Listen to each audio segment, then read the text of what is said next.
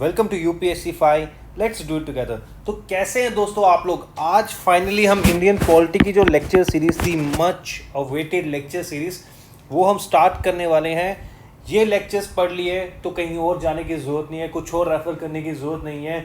Source जो है हमारा वो लक्ष्मीकांत रहेगी। लेटेस्ट एडिशन जो है उसको हम एज अपना गाइड लेके चलेंगे। उसके अलावा जो बाकी बुक्स को मैंने पढ़ा उस सबकी नॉलेज को कंपाइल करके मैं लेक्चर्स में आपको प्रोवाइड करने वाला हूँ। ये लेक्चर्स देखते जाइए, साथ साथ में लक्ष्मीकांत को रेफर करते जाइए। आपको बहुत अच्छे से आपका पॉलिटी पोर्शन जो है GS2 के लिए वो कवर होने वाला है।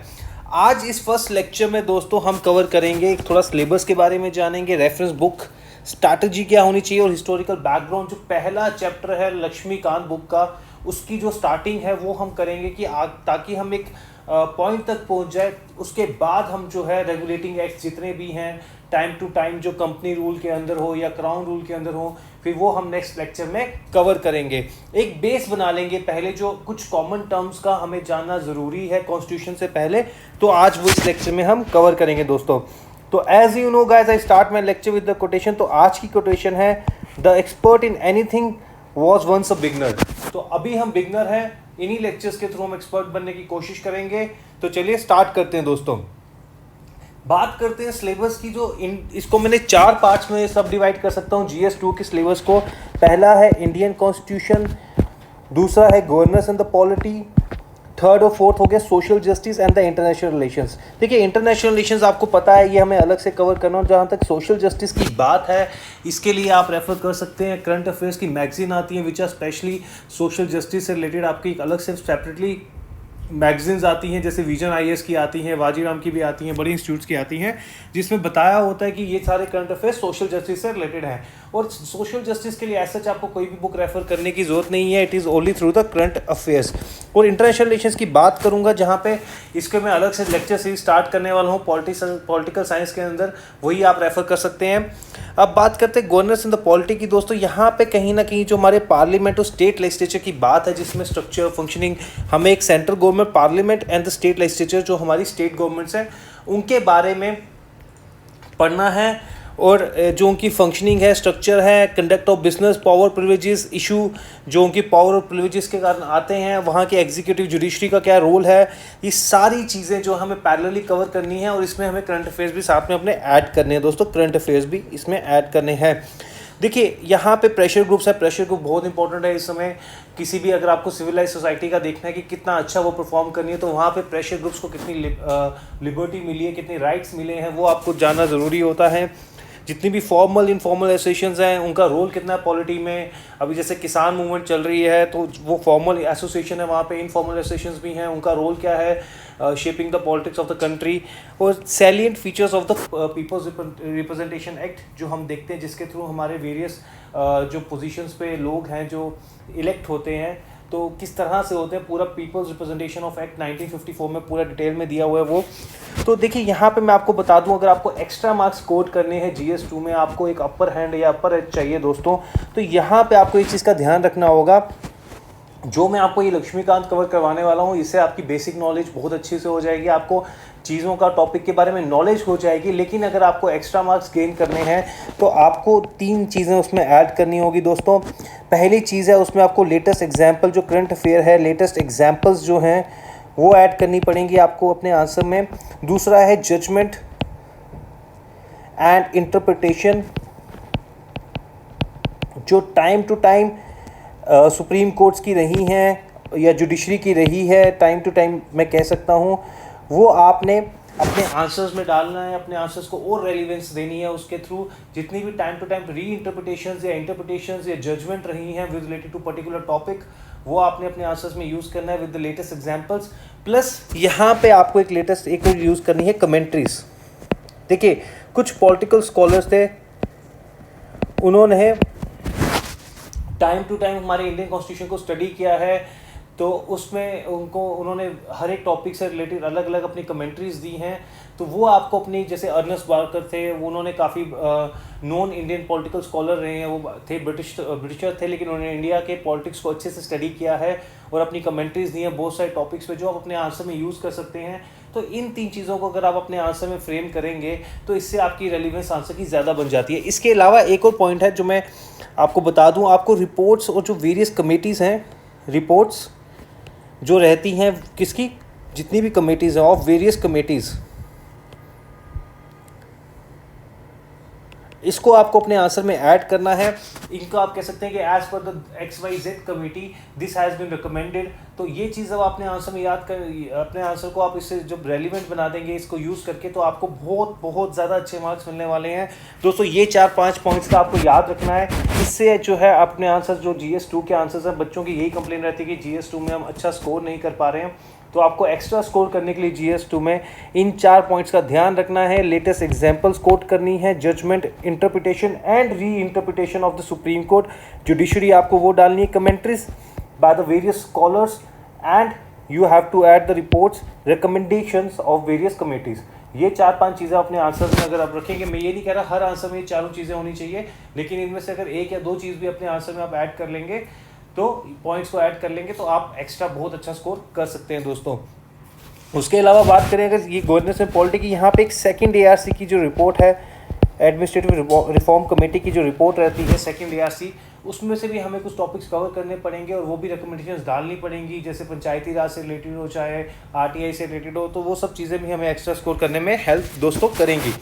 बात करते हैं इंडियन कॉन्स्टिट्यूशन की, तो यहाँ पे जो है ये सारे टॉपिक्स मेरे इंडियन पॉलिटी से जो हम लक्ष्मीकांत है बहुत अच्छे से आराम से कवर होने वाले हैं, जिसमें historical underpinnings of the constitution आ गया, जिसको मैं हिस्टोरिकल बैकग्राउंड ही कहूँगा of the Indian constitution, evolution of the Indian constitution, salient features, basic structure doctrine जो है, अमेंडमेंट 368 आर्टिकल के अंदर जो अमेंडिंग पावर है, कैसे कौन से पार्ट को अमेंड कर सकते हैं, कौन से पार्ट को अमेंड नहीं कर सकते, क्या वेरियस जजमेंट है सुप्रीम कोर्ट की from time to time, significant provisions जो है, इंपॉर्टेंट आर्टिकल्स जो हैं, function and the responsibility of the union and the state, issue challenging related to the federal structure, central state relations, right, और devolution of powers होगी local government पे, ये हमने पढ़ना है। चैलेंजेस क्या आ रहे हैं डेवोल्यूशन ऑफ पावर करने में, separation of power between the various organs of the government, जिसमें हम जुडिशरी, लेजिस्लेटिव एंड एग्जीक्यूटिव, एक तो मेकर ऑफ द लॉ हो गया, एक इम्प्लीमेंटर हो गया, और तीसरा इंटरप्रेट करने के लिए लॉ की एक ऑर्गन है। तो इन तीनों ऑर्गन्स में हमने देखना है कि सेपरेशन ऑफ पावर, ये principle of check and balance कैसे रहता है,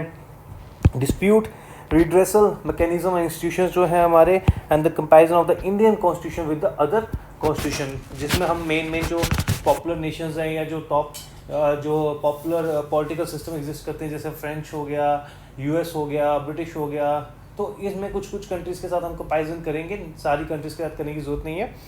तो ये सब हमें कवर करना है GS2 में दोस्तों। तो इन पॉइंट्स का स्पेशली आप ध्यान रखिएगा अगर आपको एक्स्ट्रा मार्क्स गेन करने हैं दोस्तों, and if you need to have a upper hand from others.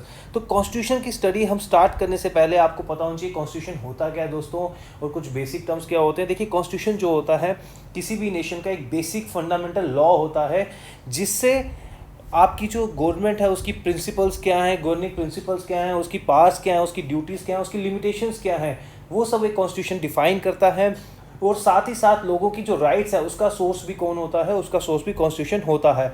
और ये रिफ्लेक्ट करता है एस्पिरेशन ऑफ द पीपल कि भाई लोग आखिर में जो है लोगों के लिए हम करना क्या चाहते हैं। तो इसी डेफिनेशन को मैंने डिफाइन किया है यहाँ पे, the constitution is the basic and the fundamental and the organic law of the nation, establishing the governing principles, powers, duties and the limits of the government. It is a source of rights of people and reflects the aspiration of the people, right? तो साथ में देखिए एक और मैं चीज़ बता दूं कि जो कॉन्स्टिट्यूशन है it enjoys the legal sanctity. Legal sanctity means कि जितने भी वहाँ के लोकल लॉज हैं, जितने भी अदर लॉज हैं, जितने भी अदर एक्ट्स हैं, उनको अगर उनको वैलिड होना है, they need to be in conformity with the constitution. अगर वो कॉन्स्टिट्यूशन के प्रिंसिपल, गाइडलाइंस या उसके जो फंडामेंटल्स हैं उसके अकॉर्डिंग नहीं होंगे, तो वो जितने भी लॉज हैं वहाँ पे वो सारे इनवैलिड या नल एंड वॉइड हो जाएंगे। तो कॉन्स्टिट्यूशन की मैं अगर मैं आपको एक ओवरऑल पिक्चर देना चाहूँ तो कॉन्स्टिट्यूशन जो है, जो रोल है कॉन्स्टिट्यूशन का, वो 2 तरह से मैं देख सकता हूँ। One is the goal clarity and another is the role clarity. तो गोल क्लैरिटी की जहाँ तक मैं बात करूँ, ये बात करता है कि कौन सा ऑब्जेक्टिव्स है। गोल बताता है कि कोई नेशन कौन से गोल्स को अचीव करना चाहता है, ऑब्जेक्टिव्स क्या हैं उस नेशन के जो अचीव करना चाहता है। जैसे हमारे कॉन्स्टिट्यूशन के प्रीएम्बल में मेंशन किया है कि हम लोग एक sovereign, secular, socialist, Republic, democratic nation बनना चाहते हैं। तो दीज आर आवर गोल्स। हमें इस तरह का नेशन बनना है।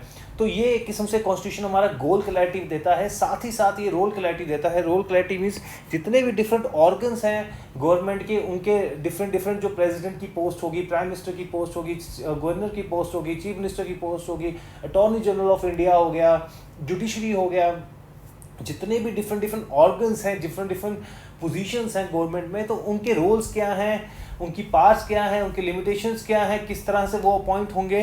तो वो एक किस्म से रोल क्लैरिटी भी हमारा जो कॉन्स्टिट्यूशन जो हमें प्रोवाइड करता है। हम इंडियन कॉन्स्टिट्यूशन की बात करें, कॉन्स्टिट्यूशन ऑफ इंडिया जो है वो कॉन्स्टिट्यूंट असेंबली के द्वारा बनाया गया है। तो ये एक स्पेशल असेंबली थी जो फॉर्म की गई थी 1946 में, just for the formation, not just for the formation of constitution, but it's main purpose was the formation of the constitution of India. और ये कॉन्स्टिट्यूशन जो है 26 नवंबर 1949 को कंप्लीट हो गया था, इनेक्ट हो गया था, कंप्लीट हो गया था। लेकिन ये फोर्स में कब आया दोस्तों? 26 जन 1950। ये याद रखिएगा, प्रीलिम्स IAS के पूछा गया है ये क्वेश्चन, और ये बहुत इंपॉर्टेंट, आपको फर्क पता चाहिए हमारा कॉन्स्टिट्यूशन बन के कब तैयार हो गया था, इनेक्ट कब हो गया था। That is 26 November 1949, but it came into effect on 26 जन 1950। देखिए यहाँ पे मैं एक चीज़ और क्लियर कर दूं दोस्तों, एक बहुत कॉमन टर्म यूज़ होती है जब भी कोई लेक्चर स्टार्ट होते हैं किसी भी इंस्टीट्यूट में, तो वो एक आपको स्टार्टिंग में बताते हैं written constitution, unwritten constitution, right. तो देखिए दो तरह के कॉन्स्टिट्यूशन हमारे यहाँ पे मतलब दुनिया में पाए जाते हैं, एक होता है रिटन कॉन्स्टिट्यूशन, एक होता है अनरिटन कॉन्स्टिट्यूशन। रिटन कॉन्स्टिट्यूशन दोस्तों वो होता है जो एक तरह से कंपाइल्ड डॉक्यूमेंट हो, जैसे हमारा इंडिया कॉन्स्टिट्यूशन, जिसमें एक ही बुक है हमारी कॉन्स्टिट्यूशन की, उसी में सारा कुछ दिया हुआ है। और अनरिटन जो होता है वो हमारी कंपाइल्ड नहीं होता, जैसे ट्रेडिशन एंड कस्टम्स है यूके में, अलग अलग बुक्स हैं, कोई एक जगह जब भी कुछ उनकी मर्जी होती है they bring the new law, एक जगह कंपाइल्ड अप नहीं है, राइट। ये जनरली पढ़ाया जाता है। पर एक जो major difference, point of difference है between the written and the unwritten constitution, वो ये होता है कि जो written constitution it is always framed by special assembly. जैसे इंडिया के केस में कॉन्स्टिट्यूंट असेंबली थी, एक स्पेशल आपकी एक स्पेशल जो है रिप्रेजेंटेटिव के जो इलेक्टेड रिप्रेजेंटेटिव थे या अनइलेक्टेड, जो आप डायरेक्टली उस समय तो इलेक्टेड नहीं थे रिप्रेजेंटेटिव्स, लेकिन इनडायरेक्टली जो हमारे रिप्रेजेंटेटिव्स थे जो इलेक्ट हुए थे, इनडायरेक्टली इलेक्टेड रिप्रेजेंटेटिव्स थे, उनको उनकी एक मिलके एक असेंबली बनाएगी जिसको कॉन्स्टिट्यूंट असेंबली का नाम दिया गया। 1946 में ये असेंबली बनी। फिर इसका मेन पर्पस था वो कॉन्स्टिट्यूशन बनाना हमारे लिए, और उन्होंने हमें कॉन्स्टिट्यूशन बना के दिया। जब ऐसी कोई असेंबली बने और वो कॉन्स्टिट्यूशन को फ्रेम करे, तो वो कॉन्स्टिट्यूशन जो होता है हमेशा वो रिटन कॉन्स्टिट्यूशन होता है। अगर ऐसी असेंबली ना हो और ऐसे कुछ प्रोसीजर के थ्रू कॉन्स्टिट्यूशन किसी कंट्री का बना हो, नहीं बना हो, अगर ऐसे प्रोसीजर को फॉलो करके कॉन्स्टिट्यूशन नहीं बना हो, तो वो कंट्री का कॉन्स्टिट्यूशन जो है वो अनरिटन होगा। जैसे मैं रिसेंट एग्जांपल देता हूँ, नेपाल का सबसे रिसेंट कॉन्स्टिट्यूशन बना है, it was made by the constituent assembly of Nepal. तो रिसेंटली काफ़ी बना है वो कॉन्स्टिट्यूशन, तो वो कॉन्स्टिट्यूशन जो है इट्स अ रिटन कॉन्स्टिट्यूशन। लेकिन अगर कोई ऐसी कॉन्स्टिट्यूंट असेंबली नहीं बनती और कॉन्स्टिट्यूशन वहाँ का बन जाता, तो it was a consider as a unwritten constitution. तो आई होप यहाँ आपको क्लैरिटी मिल गई होगी। तो अब बात करते हैं दोस्तों कुछ की टर्म्स की जो आपको पता होनी चाहिए कॉन्स्टिट्यूशन पढ़ने से पहले। एक्सप्लिसिट और एक इम्प्लिसिट दो टर्म्स होती हैं दोस्तों। एक्सप्लिसिट होता है कि जब आपके आर्टिकल में क्लियरली मेंशन हो कि इस आर्टिकल का मतलब क्या है। इम्प्लिसिट हो गया कि हमें उस आर्टिकल के आगे भी फर्दर मीनिंग्स हो सकते हैं जो टाइम टू टाइम हमें सुप्रीम कोर्ट ने अपनी जजमेंट में अलग से दी हो। जैसे मैं एग्जांपल देता हूँ इम्प्लिसिट का एग्जांपल, जैसे राइट टू लाइफ आर्टिकल 21 में हमारा फंडामेंटल राइट कंसीडर होता है, लेकिन आर्टिकल राइट टू लाइफ से राइट टू लाइफ तक नहीं सीमित है। राइट टू लाइफ में हमारा right to life with dignity भी आता है, फिर उसमें हमारा राइट टू स्लीप भी आता है, फिर उसमें हमारा राइट टू फ्रेश एयर आता है, क्लीन एयर आता है, फिर उसमें राइट टू हमारा स्लीप भी आता है, फिर उसमें हमारा जो है राइट टू वो हैंडकफ नहीं होना वो भी आता है। तो काफ़ी सारे राइट्स उसमें हमारे कवर हो जाते हैं। वो सब उसके इम्प्लिसिट मीनिंग निकलते हैं कि अगर आपको एक राइट टू लाइफ, जो आपको एक एक्चुअल में अच्छी लाइफ जीनी है, तो ये सब चीज़ें हैं, राइट टू शेल्टर वगैरह, ये सब आपके उसमें कवर होने चाहिए दोस्तों। तो ये इम्प्लिसिट हो गया जो टाइम टू टाइम हमने उसके फर्दर मीनिंग्स निकाले। बात करते हैं प्रियम्बल की। प्रियम्बल एक किस्म का एक स्टार्टिंग में इंट्रोडक्शन होता है। जैसे हम बुक्स देखते हैं, हम बुक खोलते हैं, उसमें स्टार्टिंग में एक इंट्रोडक्शन दिया होता है कि इस बुक में क्या कंटेंट होगा, ये बुक किस चीज़ से रेफर करती है, इस बुक के ऑब्जेक्टिव्स क्या हैं, ये बुक क्या पर्पस अचीव करना चाहती है। तो उसी तरह प्रियम्बल जो है इट्स ओपनिंग पेज जो है ये हमारे कॉन्स्टिट्यूशन का है, जिसमें ये डिफाइन किया गया है कि हमारे ऑब्जेक्टिव्स क्या हैं, गोल्स क्या हैं, हम क्या अचीव करना चाहते हैं, पर्पस क्या है इस कॉन्स्टिट्यूशन का, किसने बनाया, कब बनाया, कैसे बनाया, और कब ये इंप्लीमेंट हुआ और कब ये इनेक्ट होके और ये कब फोर्स हो गया दोस्तों। तो ये सारा चीज़ें हमारे प्रियम्बल में मेंशन है दोस्तों। बात करते हैं चैप्टर्स की।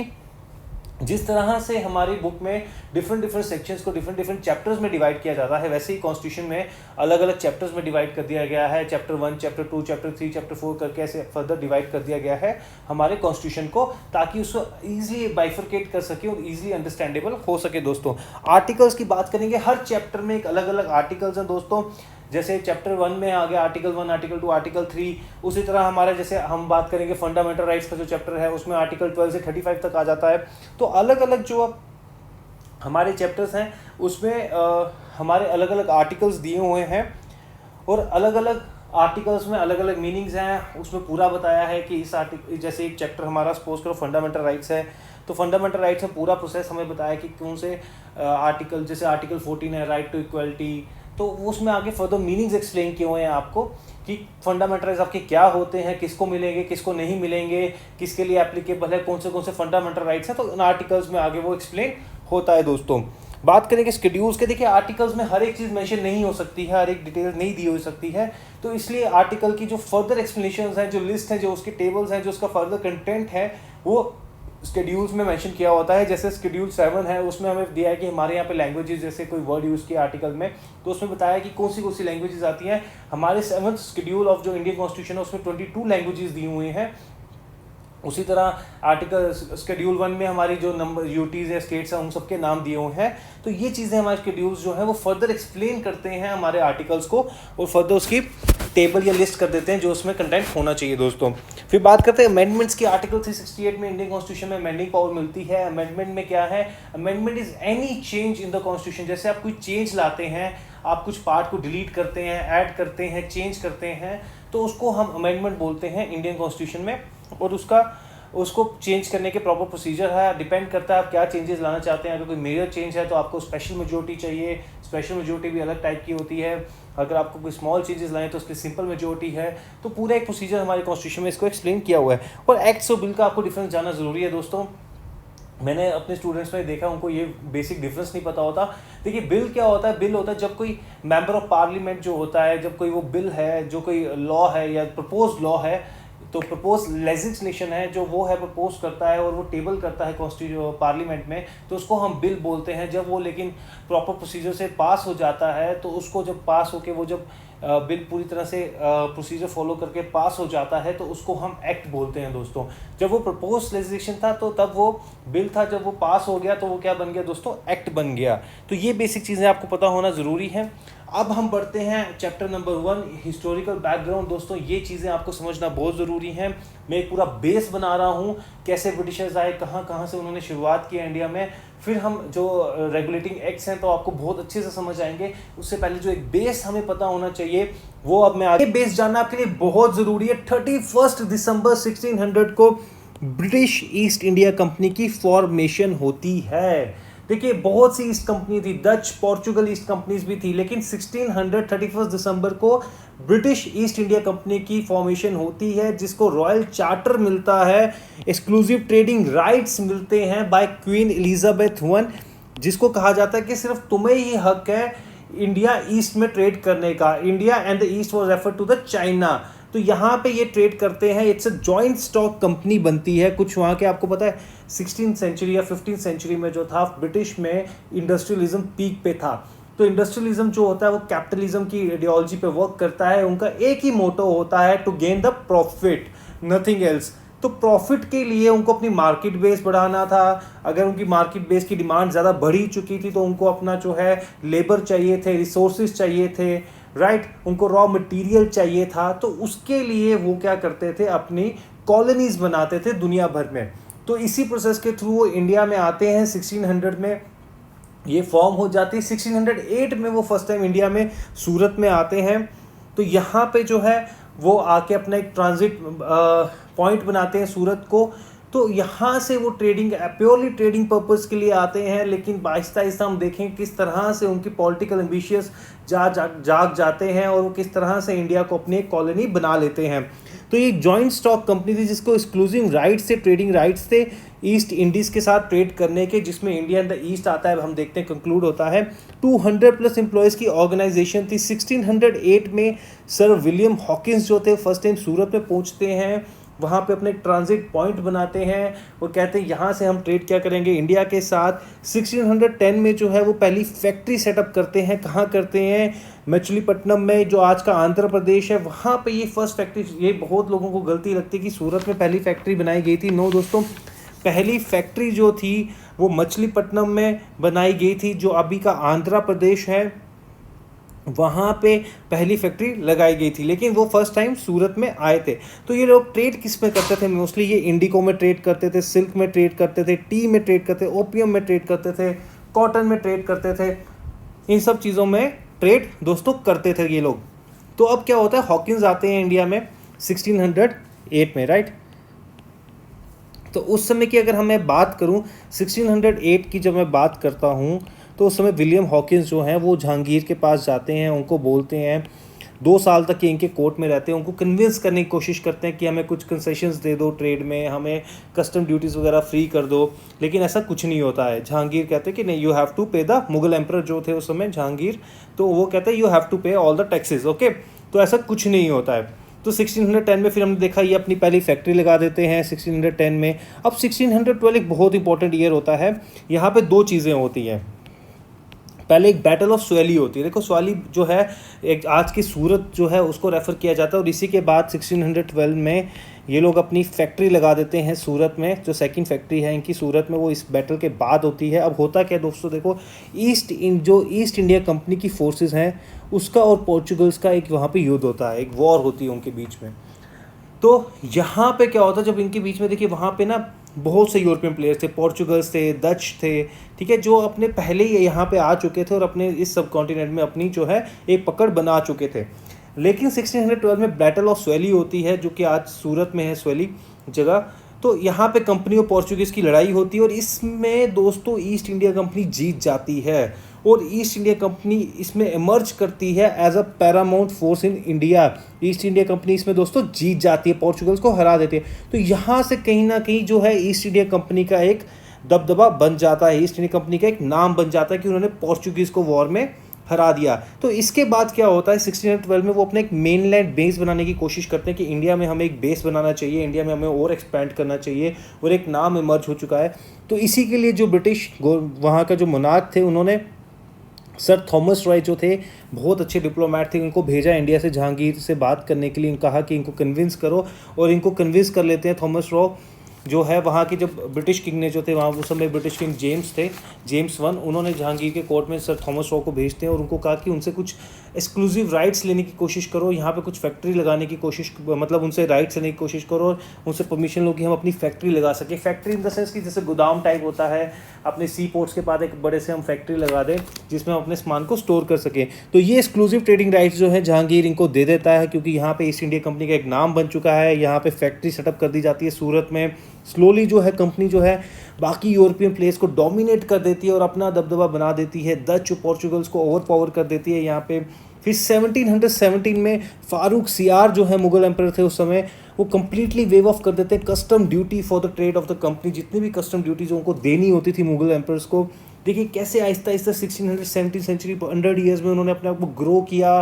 काफ़ी जगहों पे वो देखो ट्रेडिंग पोस्ट इस्टेब्लिश करते हैं। मद्रास में करते हैं 1639 में, बॉम्बे में करते हैं 1669 में, कलकत्ता में करते हैं 1690 में।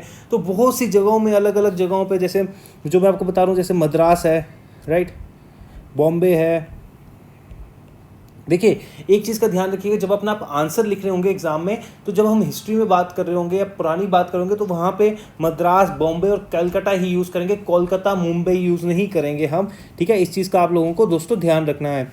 तो आहिस्ता आहिस्ता क्या होता है, ब्रिटिश जो ईस्ट इंडिया कंपनी है वो आहिस्ता आहिस्ता अपना जो है अपने आप को एक्सपैंड करती है। मद्रास में वो लोग 1639 में अपने जो ट्रेडिंग पोस्ट है वो इस्टेब्लिश कर देते हैं। मुंबई में 1668 में, कलकत्ता में 1690 में ये लोग कर देते हैं, और साथ साथ फोर्ट्स बनाने शुरू कर देते हैं। काफ़ी फेमस फोर्ट्स बनाते हैं, जैसे फोर्ट सेंट जॉर्ज बनाते हैं ये लोग, राइट, मद्रास में बनाते हैं ये फोर्ट। वैसे ही फोर्ट विलियम्स जो बहुत फेमस है, जिसमें हम अभी पढ़ेंगे ब्लैक होल ट्रेजिडी होती है, बंगाल में बनाते हैं। वैसे ही मैनर हाउस बनाते हैं, मैनोर हाउस मुंबई में बनाते हैं, बॉम्बे में, राइट। तो ये अलग अलग सी ये चीज़ें डेवलप ऐसे मतलब अपने आप को एक्सपैंड कर रहे हैं, अपनी अपनी जगह पे एक किस्म से इस्टेब्लिशमेंट कर रहे हैं। तो यहाँ से क्या होता है कि फिर एक वॉर आती है 1757 में, बैटल ऑफ प्लेसी। लेकिन उसका बैकग्राउंड क्या बनता है मैं आपको बताता हूँ। जो सिराजुद्दौला होते हैं, सिराजुद्दौला ये नवाब ऑफ बंगाल होते हैं। यहाँ पे क्या होता है कि सिराजुद्दौला ने उनको ब्रिटिशर्स को एक दस्तक दी होती है। दस्तक क्या होता है दोस्तों, एक एक्सक्लूसिव राइट्स होते हैं, free movement of the material की आपकी चेकिंग वेकिंग नहीं होगी, आप किस तरह से भी जो मटेरियल अपने है फ्रीली मूव कर सकते हैं, ठीक है, एक अच्छे रिलेशन बिल्ड करने के चक्कर में। लेकिन दोस्तों यहाँ पे हो क्या जाता है, उसकी आड़ में जो ईस्ट इंडिया कंपनी है वो बहुत सी ऐसी चीज़ें कर रही होती हैं जो वहाँ के नवाब ऑफ बंगाल को पसंद नहीं आती है। जैसे वो क्या करते हैं, अपने जितने भी वहाँ पे फोर्ट बनाए थे, जैसे फोर्ट विलियम था बंगाल में, तो उसको फोर्टिफाइड कर रहे होते हैं, 4 दीवारें बना रहे होते हैं उसकी चारों तरफ, ठीक है। और उसके बाद क्या कहते हैं, बहुत से फ्रंट्स पे जो है नवाब को मिसलीड कर रहे होते हैं। फोर्टिफिकेशन ऑफ मैंने बताया आपको without the Nawab permission, right. एक असाइलम दे देते हैं नवाब की जो एनमी थी कृष्णा दास, उस समय एक नवाब जो सिराजुद्दौला था इसकी एक एनमी थी कृष्णा दास, उसको असाइलम दे देते हैं यहाँ पे जो ईस्ट इंडिया कंपनी। तो ऐसी 3-4 चीज़ें कर देते हैं। फोर्टिफिकेशन ऑफ कर देते हैं, फोर्टिफिकेशन ऑफ फोर्ट विलियम, ठीक है, इस सबको ये चीज़ें कर लेते हैं ये लोग। तो इससे क्या होता है दोस्तों, जब ये चीज़ें वो करना सिराजुद्दौला ये चीज़ें करना जब ईस्ट इंडिया कंपनी चीज़ें शुरू कर देती है, सिराजुद्दौला को गुस्सा आता है नवाब बंगाल। तो वो क्या कहते हैं कि I will take a stringent action, a strong action against the company, क्योंकि वो फोर्टिफिकेशन कर रहे हैं, फोर्ट्स बिल्ड कर रहे हैं। उनकी एनमी थी जो सिराजुद्दौला की कृष्णा दास, उसको इन्होंने असाइलम दे दिया। तो इस चीज़ों के लिए तो इन्होंने उसको एक अटैक कर देते हैं, और वहाँ की जो उनकी जो कुछ लोग होते हैं तो उनको एक छोटे से कमरे में बंद कर देते हैं, जिसको हम ब्लैक होल ट्रेजिडी कहते हैं। तो उस छोटे कमरे में जब वो काफ़ी सारे लोगों को बंद कर देते हैं दोस्तों, तो उसमें से काफ़ी ज़्यादा लोग मर जाते हैं। तो 150 प्लस इतने लगभग कोई इन्होंने लोग जो हैं 146 एग्जैक्ट में अगर आपको बताऊं कि लोगों को बंद कर दिया जाता है। छोटा सा कमरा होता है, 14x16 का कमरा होता है एक छोटा सा, उस कमरे में 146 लोगों को बंद कर दिया जाता है, जिसमें से 123 लोग मर जाते हैं, और ये ब्रिटिशर्स होते हैं सारे के सारे। तो इस चीज़ से जो होता है, रॉबर्ट क्लाइव जो थे वो उस समय वहाँ पे नहीं थे, वो अपने मद्रास की साइड पे थे। तो उनको बोला जाता है कि भैया तुम अब अपनी आर्मी लो और नवाब पे अटैक करो। पहले ये ब्लैक होल ट्रेजिडी हो जाती है 1756 की जून में होती है ट्रेजिडी। 123 लोग मर जाते हैं यहाँ पे ब्रिटिश को गुस्सा आता है, वो कहते हैं हमें बदला लेना होगा। तो वो रॉबर्ट क्लाइव को भेजते हैं बैटल के लिए। रॉबर्ट क्लाइव यहाँ पहुँचते हैं, फेब में उनकी एक बैटल होने वाली होती है, लेकिन एक ट्रीटी ऑफ अलीनगर हो जाती है नवाब के बीच में और रॉबर्ट क्लाइव के बीच में, और इनके कुछ लोग मरते हैं। पहले वॉर छोटी सी होती थी, फिर ये कहते हैं कि हम पीसफुली रहेंगे। नवाब ऑफ बंगाल कहता है कि भाई तुम अपना फोर्टिफिकेशन जारी रखो, जो तुम्हें काम करना है कर लो, अपनी फैक्ट्रीज रिस्टोर कर लो, सब कुछ तुम अपना काम शुरू करो, मैं इंटरफेयर नहीं करूँगा, लेकिन लेट्स पीस को हम प्रिवेल करने देते हैं दोस्तों।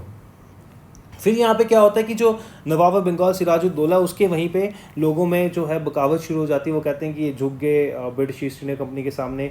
तो उनका एक मीर जाफ़र होता है, मीर जाफ़र जो उनका कमांडर इन चीफ होता है नवाब बंगाल का जो कमांडर इन चीफ होता है उस समय।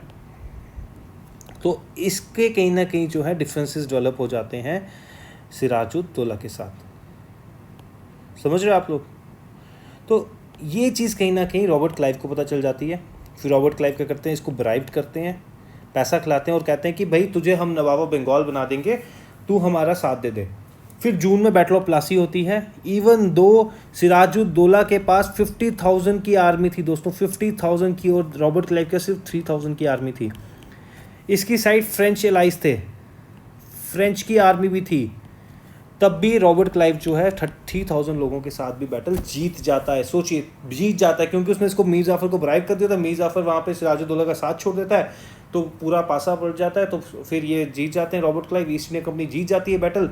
और यहाँ पे जो है वो फिर मीर जाफ़र को क्या कर देते हैं, नवाब बंगाल बना देते हैं, राइट।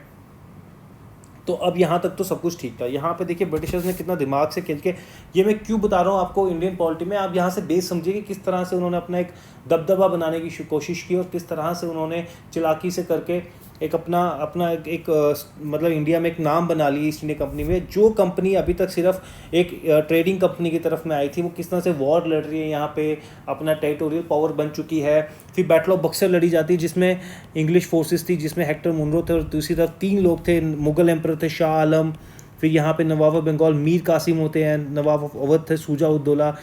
याद रखिए शुजा उद्दौला अलग हैं, सिराज उद्दौला दोनों अलग हैं, काफ़ी डिफरेंस है दोनों में। तो नवाब ऑफ बंगाल जो है मीर कासिम बन चुके हैं, ये सन इन लॉ होते हैं मीर जाफ़र के। और यहाँ पे शाह आलम मुगल एम्पर थे, ये भी एक तरफ थे, शुजा उद्दौला नवाब अवध। इन तीनों की लड़ाई होती है बैटल ऑफ बक्सर 1764। ये बहुत डिसाइसिव फैक्टर होती है, यहाँ से मेन पॉलिटिकल एडमिनिस्ट्रेटिव एम्बिशन जो है ईस्ट इंडिया कंपनी के वो निकल के बाहर आते हैं। एक ड्यूल गवर्नमेंट सेटअप हो जाती है यहाँ पे। देखिए ये क्वेश्चन पूछा जाता है प्रीलिम्स के कि ड्यूल गवर्नमेंट पहले किसने स्टैब्लिश की थी, तो Robert Clive was the first one जिसने ड्यूल गवर्नमेंट स्टैब्लिश की थी। ठीक है दोस्तों, इस चीज़ का ध्यान रखिएगा। तो कैसे की थी dual government system of government establish कैसे किया था? देखिए 1764 की वॉर जीतने के बाद ईस्ट इंडिया कंपनी का नहीं, अब हम रूल भी करेंगे यहाँ पे, अपने पॉलिटिकल एडमिनिस्ट्रेटिव एम्बिशंस को भी इंप्लीमेंट करेंगे। तो कैसे करेंगे? इन्होंने दिवानी राइट्स ले ली। दिवानी राइट्स क्या होती है? Revenue collection and the civil justice की जो राइट्स होती हैं, दिवानी राइट्स, वो ईस्ट इंडिया कंपनी ने बंगाल, बिहार और उड़ीसा, यस बंगाल, बिहार और उड़ीसा के जो ऊपर है वो खुद ले ली। उन्होंने कहा ये राइट्स हम यहाँ पे मेंटेन करेंगे, और तुम जो निजामत है, जो क्रिमिनल जस्टिस सिस्टम है, वो नवाब ऑफ बंगाल को कहा कि तुम ही करोगे, ये हम नहीं रखेंगे। और जो ईस्ट इंडिया कंपनी जो है, उन्होंने कहा दिवानी राइट्स जो है वो हम अपने पास रखेंगे। तो यहाँ से एक ड्यूल गवर्नमेंट स्टैब्लिश होगी। कहाँ वो 1600 में कंपनी बनी, आहिस्ता आहिस्ता ये फोर्स बनाए, कितना फैले, लड़ाइयाँ लड़ी, फिर बैटल ऑफ बक्सर हुई, प्लासी पहले उससे स्वैली हुई, फिर फ्रेंचिस को हराया, बाकी यूरोपियन कंट्रीज को ओवर पावर किया। तो फाइनली 1764 बैटल ऑफ बक्सर के बाद फर्स्ट टाइम पॉलिटिकल इंटरफेरेंस हो जाती है, ड्यूल गवर्नमेंट इस्टेब्लिश हो जाती है, और यहाँ से सारा पर्पस पूरा काम स्टार्ट हो जाता है। देखिए अब एक क्वेश्चन उठना चाहिए कि सर अगर ये इतनी अच्छी कंपनी थी, प्रॉफिट कमा रही थी, तो रेगुलेटिंग एक्ट्स ब्रिटिश ने इतने सालों बाद क्यों निकाले? स्टार्टिंग में रेगुलेटिंग एक्ट जब 1600 में थी, कंपनी बनी और 1608 में इंडिया में पहुंच जाती है ये, तो 1773 में ही पहला रेगुलेटिंग एक्ट क्यों आया? Ask questions, why this? 170 साल क्यों लग गए दोस्तों? अब इसका आंसर मैं बताऊंगा आपको क्यों लग गए दोस्तों। देखिए ईस्ट इंडिया कंपनी जो थी, वहाँ के जो एक पहले इसका स्ट्रक्चर समझिए, ठीक है। शेयर होल्डर्स होते थे जिनको आप कोर्ट ऑफ प्रोप्राइटर्स कहते थे, ये कोर्ट ऑफ डायरेक्टर्स को अपॉइंट करते थे, और जो कोर्ट ऑफ डायरेक्टर्स थे वो 24 इन नंबर होते थे दोस्तों। ये याद रखिएगा, बिकॉज हम देखेंगे डिफरेंट रेगुलेटिंग एक्ट्स में इनको 24 से 18 भी किया गया इन नंबर को, ये अलग अलग हम आगे देखेंगे दोस्तों। और ये चीज़ें आप देखें कि डिफरेंट एक्ट्स में ये चीज़ें रेक्टिफाई करने की कोशिश की गई। देखिए जो कंपनी, ईस्ट इंडिया कंपनी इतनी लड़ाइयाँ लड़ रही है, इतना कुछ कर रही है, कितने सारे लोगों को कितना अपीज भी कर रही है, उसके बाद भी जो ईस्ट इंडिया कंपनी थी which was a huge profit making company, huge profit making company, right. ये लोग इतनी सारी वॉर्स लड़ने के बाद भी still they were making the profit. लेकिन 1773 इसलिए रेगुलेटिंग एक्ट लाया गया कि उस समय ऐसा हो जाता है कि ये लोग एक हैवी लोन मांगते हैं ब्रिटिश गवर्नमेंट से, ब्रिटिश मुनाक से। ब्रिटिश गवर्नमेंट ही आएगा, बिकॉज 1689 में ग्लोरियस रेवोल्यूशन हो जाता है जिसमें आपकी मुनाक से गवर्नमेंट में power, parliamentary form of government establish हो चुकी थी ब्रिटिश में। तो इसलिए यहाँ पे ब्रिटिश गवर्नमेंट ही आएगा, ब्रिटिश मुनाक नहीं आएगा। तो ये लोग यहाँ पे एक हैवी लोन मांगते हैं ब्रिटिश गवर्नमेंट से। ब्रिटिश गवर्नमेंट को कहते हैं कि भैया हमें एक हैवी लोन चाहिए, क्योंकि हम लॉसेस में जा रहे हैं, अदरवाइज हमें ईस्ट इंडिया कंपनी बंद करनी पड़ जाएगी। तो गवर्नमेंट सोचती है कि भैया जो आज तक जो भी जाता था वो इतना अमीर होके आता था, तो ऐसा क्या हो गया कि इनको लॉसेस हो गए। दूसरा क्या था, कंपनी के जो सर्वेंट थे वो करप्ट प्रैक्टिसेस में इन्वॉल्व हो गए थे, वो अपने प्राइवेट ट्रेड करना शुरू हो गए थे, वो कितना वेल्थ था वो अपने आप में ट्रांसफर करने शुरू हो गए थे, उनको कोई फर्क नहीं पड़ रहा था कंपनी लॉस में जा रही है या प्रॉफिट में जा रही है। तो इन रीजंस के कारण क्या हुआ, फिर वो ब्रिटिश गवर्नमेंट को लगा कि now it's a time we should regulate the East India Company. तो इसी के साथ फर्स्ट रेगुलेटिंग एक्ट आता है दोस्तों, जो हम नेक्स्ट लेक्चर में सारे रेगुलेटिंग एक्ट्स, सारे council acts, government of India acts, charter act सब कवर करने वाले हैं। तो कैसा लगा दोस्तों ये लेक्चर जरूर बताइएगा। अब ये एक बेस बन चुका है हमारा, now we can move towards the historical backgrounds, right.